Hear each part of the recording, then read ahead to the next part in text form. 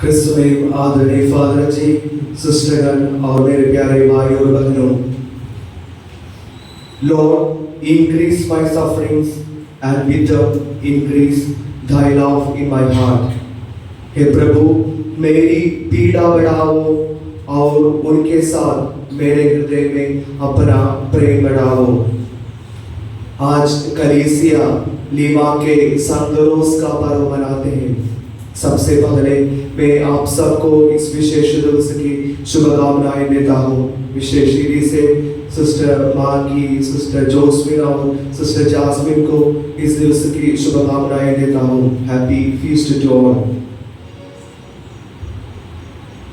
संत Rose का नाम अपने बपतिस्मा के दिन इसाबेल रखा गया था, लेकिन वह इतनी खूबसूरत थी कि लोग उसे रोज बुलाना शुरू किया। वह अपने बचपन से ही एक सिस्टर बनना चाहती थी, लेकिन उनके माता पिता उनके यह इच्छा के विरुद्ध थे, इसलिए उनको अपने 20 साल तक अपने घर में रहना पड़ा।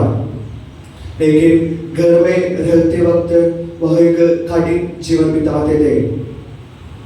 वह अक्सर प्रार्थना और उपवास में रहते थे और अपने ज्यादातर वक्त प्रार्थना में बिताने के लिए वह सिर्फ 2 घंटा सोया करती थी और उनके सुंदरता को मिटाने के लिए काली मिर्च अपने शरीर में लगाते थे। क्रिस्त में प्यारे भाई और बहनों, हर एक संतों का जीवन हमारे जीवन के सामने एक नमूना के रूप में प्रस्तुत है कि हम ईसा को कैसे अनुगमन करें। ईसा मुक्ति प्राप्त करने के लिए कैसे एक उपाय संत मत्ती के अनुसार सुसमाचार अध्याय 7 वाक्य 13 और 14 में बताया गया है। हम ऐसा पढ़ते हैं, संगरे द्वार से प्रवेश करो, चौड़ा है वह फाटक और विस्तृत है वह मार्ग जो विनाश की ओर ले जाता है, उस पर चलने वालों की संख्या बड़ी है, किंतु संगरा है वह द्वार और संकीर्ण है वह मार्ग जो जीवन की ओर ले जाता है, और जो उसे पाते हैं उनकी संख्या थोड़ी है।